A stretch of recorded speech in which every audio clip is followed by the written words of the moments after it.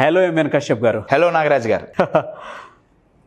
చాలామంది అంటే ఇప్పుడున్న ఉరుకుల పరుగుల జీవితానికి ఏమైందనంటే ఫుడ్ హ్యాబిట్స్ మారిపోయాయి. మనిషికి ఫుడ్ హ్యాబిట్స్ మారిపోవటం వల్ల బయట ఏ టైంకి ఏం తింటున్నారో కూడా తెలియకుండా తినేస్తున్నారు. కడుపు నిండితే చాలనుకుంటారు. దానివల్ల ఏమవుతుందనంటే తెలియకుండానే చాలామంది బాడీలో జరిగేటువంటి రియాక్షన్స్ వల్ల, ఇప్పుడు కొంతమంది ఉప్పు కారం అవి తింటే కోపం ఎక్కువ వస్తుందనో అలానో ఇలానో అంటూ ఉంటారు. జంక్ ఫుడ్స్ వల్ల ఇలా అవుతుందని చెప్పేసి అంటారు. మెంటల్ హెల్త్ చాలా దెబ్బతింటుంది, ఫిజికల్ హెల్త్తో పాటు కూడా. ఆలోచనలు ఒకదాని వెంట ఒకటి పరిగెడుతూనే ఉంటాయి, కంట్రోల్లో ఉండదు, అన్కంట్రోలింగ్గా ఉంటాయి. ఆ స్టేట్ ఆఫ్ మైండ్ని బ్యాలెన్స్ చేయాలి అంటే ఎలా? ఇమోషనల్గా స్ట్రాంగ్ అవ్వాలి అంటే ఇమోషనల్గా హెల్దీగా ఉండాలి first of all. Very good. Physical health బాగుండాలంటే బాగా ప్రధాన పాత్ర పోషించేది ఫ్యాట్ అండి, కదా? కొవ్వు మించుందా? కొవ్వును కరిగించాల్సి ఉంటుంది ఫిజికల్ హెల్త్ అయితే. బాగా చెప్పారు కదా. మించుందా అని చెప్తే ఆ డాష్ లో ఎన్నైనా ఫీల్ చేసుకోవచ్చు. సేమ్ ఇమోషనల్ హెల్త్ కూడా మంచిగా ఉండాలంటే ఇమోషనల్ కొవ్వు ఎక్కువ కాకుండా చూసుకోవాలి. అంటే ఇప్పుడు ఇమోషనల్ ఫ్యాట్ అనేది ఏం పదార్థం ఏం లేదండి, ఎక్సెస్ థాట్స్. ఇప్పుడు ఫ్యాట్ ఎక్కడి నుంచి వచ్చింది? తిండి నుంచి వచ్చింది, అంతేగా? మనం తింటున్నాం, దాన్ని ఉపయోగించుకోకపోతే అది ఫ్యాట్ లాగా స్టోర్ ఏదో ఉంది కదండి ప్రొసీజర్. అవునవునండి. మీరు జిమ్ పోతున్నారు కాబట్టి మీకు తెలుసు. సో నేను పక్కగానే ఉంటాను, ఏదో ఫిట్నెస్ కోసం వెళ్తున్నాను. మీది ఫిజికల్ ఫిట్నెస్. సో బేసిక్ గా ఆ ఫ్యాట్ ఒకటి ఇదవుతుంది కదా. ఏం చెప్తున్నా అంటే ఆ ఫ్యాట్ మనం తినే తిండి నుంచే వస్తుంది కదా ఫిజికల్ గా. సేమ్ మీరన్నట్లు ఇమోషనల్ ఫ్యాట్ మన ఆలోచనల నుంచే వస్తుంది. మనం తినే తిండి మన బాడీకి శక్తి ఇస్తే మన ఆలోచనలు మన మైండ్కి శక్తినివ్వగలవు. తినే తిండి ఎప్పుడైతే అన్హైజీనిక్ ఉంటుందో అప్పుడు హెల్త్ ఇష్యూస్ వస్తాయి. మన థాట్స్ అండ్ థింకింగ్ ఈ రెండు ఎప్పుడైతే అన్హైజీనిక్ అవుతాయో అప్పుడు ఇమోషనల్ ఇల్నెస్ వస్తుంది.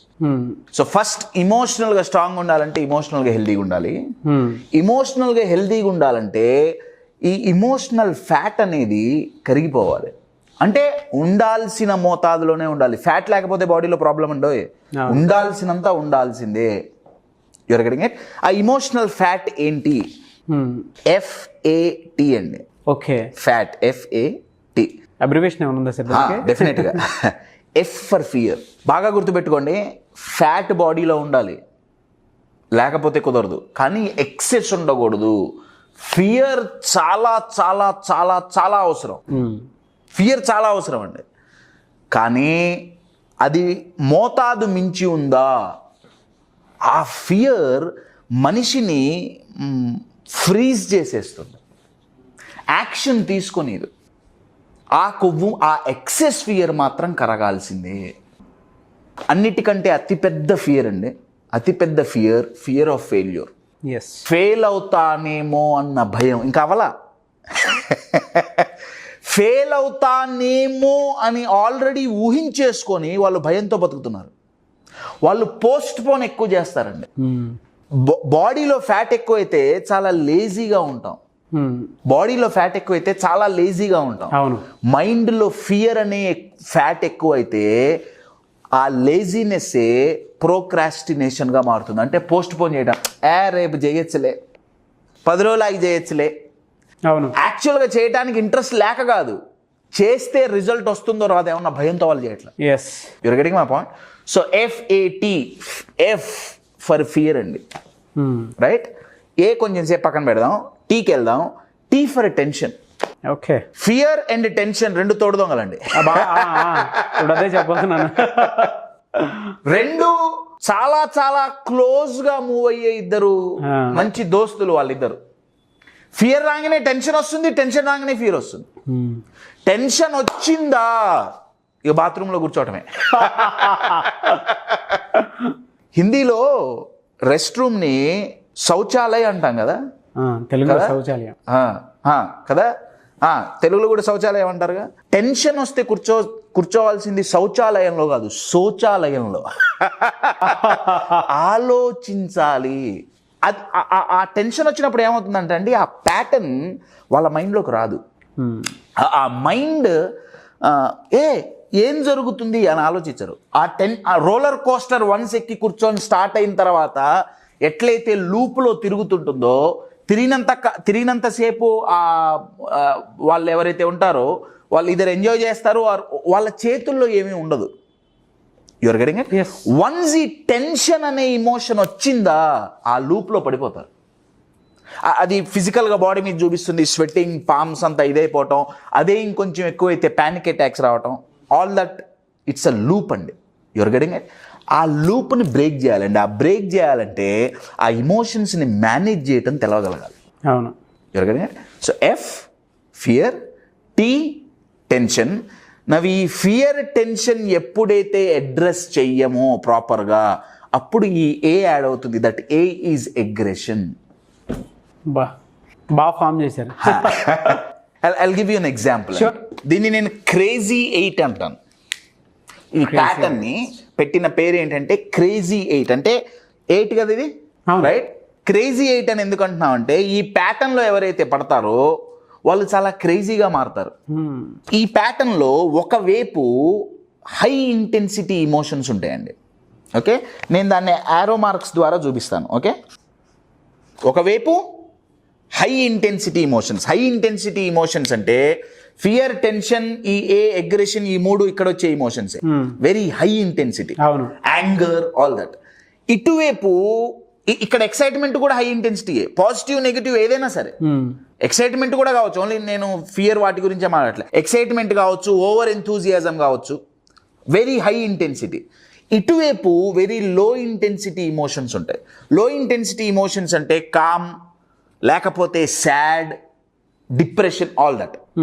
నా ఈ రెండిటి మధ్యలో మైండ్ కొట్టుకుంటుంటుంది. నేను ఒక పని అనుకున్నా, ఏమండి, ఆ పని జరిగే ముందు లేదా జరిగిన తర్వాత లెట్స్ సే హై ఇంటెన్సిటీతో స్టార్ట్ అయింది.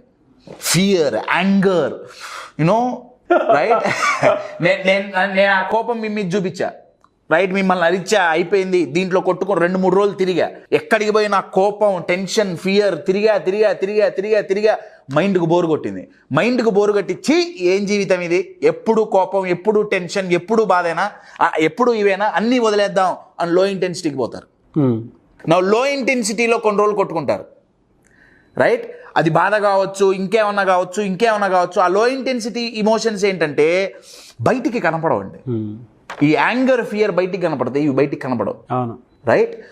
నా ఇక్కడ ఉండి మైండ్కి చికాబడుతుంది. ఎన్ని రోజులు ఏడుస్తూ బతుకుదాం, కమాన్ లెట్స్ చేంజ్ ఇట్. మళ్ళీ ఇక్కడికి వస్తున్నారు, ఇక్కడ కొన్ని రోజులు ఉంటారు, మళ్ళీ ఇక్కడికి పోతారు, ఇక్కడికి పోతారు. అయితే ఛాలెంజ్ ఏంటంటే ఈ రెండిట్లో నెగిటివ్ ఇమోషన్సే ఉన్నాయనుకోండి, యూఆర్ గెటింగ్ ఇట్? yes. అయితే ఈ లూప్ నుంచి బయట పట్టడానికి పైకి వెళ్ళొచ్చు, కిందకి వెళ్ళొచ్చు. చాలామంది కిందకి వెళ్తారు. ఈ లూప్ నుంచి బయటపడటానికి వాళ్ళ హ్యాబిట్స్ కానీ, కొంతమంది అతిగా తినేస్తారు. వాళ్ళు తినటం ద్వారా బాగా టెన్షన్గా ఉన్నప్పుడు వాళ్ళు ఎక్కువ తినేస్తారండి. కొంతమంది 2 పెగ్గులు వేస్తారు. You're getting it? ఇంకొంతమంది ఇంకో రకంగా. ఈ లూప్లో నుంచి బయటపడటానికి ఈ హ్యాబిట్స్ అనే వాటిని డిస్ట్రాక్షన్స్గా మైండ్ ఉపయోగిస్తుంది. డిస్ట్రాక్షన్స్. ఎందుకంటే దీంట్లో ఉండి బతకటం మైండ్కి ఇష్టం లేదు. సింపుల్ ఎగ్జాంపుల్, 10 to 5 జాబ్ అండి, ఏమండి, నాకు ఇష్టం లేదు అనుకుందాం. నాకు ఇష్టం లేదు, టూ మచ్ స్ట్రెస్గా, ఇష్టం లేని పని చేస్తున్నప్పుడు, రైట్? మైండ్కి చికాకు పుడుతుంది. నా వీక్ డేస్ చాలా వీక్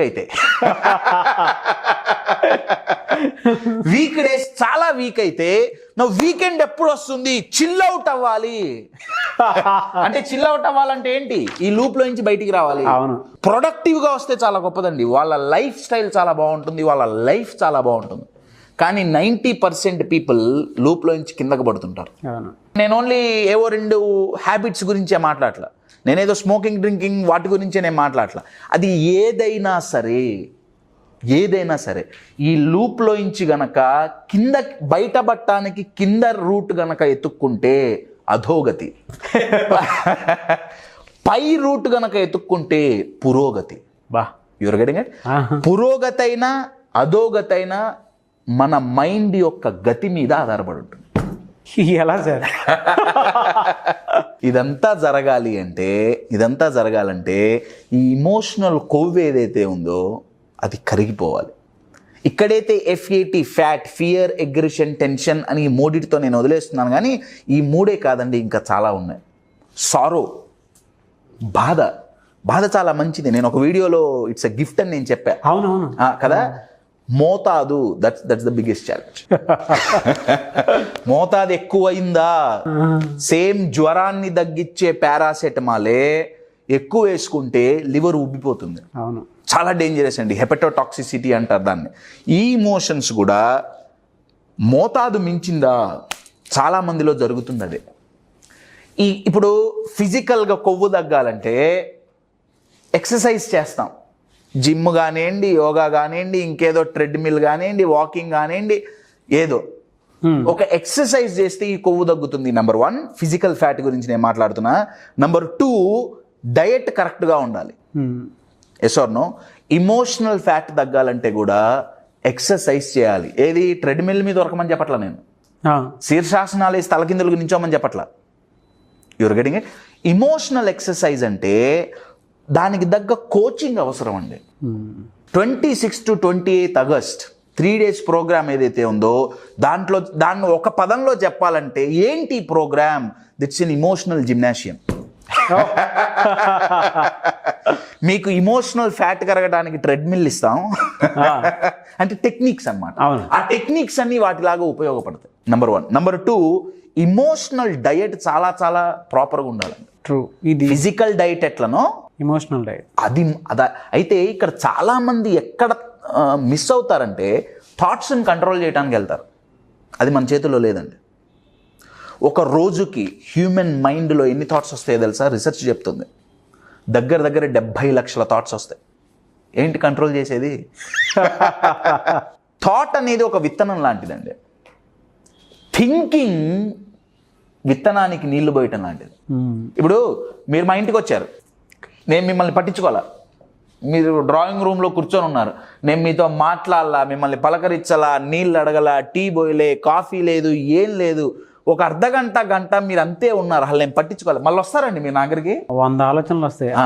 మనోడు పట్టించుకున్నా రాని ఆఫీస్కి రాని. ఇక దానికి దగ్గర సినిమాలు ఏమో నడుస్తుంటాయిగా. నెక్స్ట్ వీడియోస్ చూసుకుందాం. ఇంటికొచ్చిన అతిథిని, గెస్ట్ని పట్టించుకోపోతే మళ్ళీ వాళ్ళు రావటానికి చికాకుబడి ఎలా అయితే రాకుండా ఉంటారో, ఏంటి థాట్స్ వచ్చినప్పుడు ఆ థాట్ గురించి థింకింగ్ గనక చేయకుండా ఉంటే ఆ థాట్ మళ్ళీ రాదు. సీడ్ వేయటం మన చేతిలో లేదండి. ఇప్పుడు సీడ్ పడిపోయింది, నీళ్ళు పోయకుండా ఆపు. నీళ్ళు పోయిపోతే ఎందుకు గ్రో అవుతుంది? ఇప్పుడు సీడ్ పడింది, సీడ్ పడంగానే కూర్చొని పొద్దున సాయంత్రం నీళ్లు పోస్తున్నావు. నేను ఫెయిల్ అవుతానేమో ఫియర్ అనే సీడ్ వచ్చింది. పొద్దున మధ్యాహ్నం సాయంత్రం ఏదో మెడిసిన్ వేసుకున్నట్టుగా దానికే నీళ్లు పోస్తున్నావు. ఫెయిల్ అవుతానేమో, అంతే ఫెయిల్ అవుతాం, ఎందుకు కావు, నాగరే ఉంది, లాస్ట్ టైం ఫెయిల్ అయ్యా, వాడు ఫెయిల్ అయ్యాడు, వీడు ఫెయిల్ అయ్యాడు. విత్తనం సెట్ అయింది.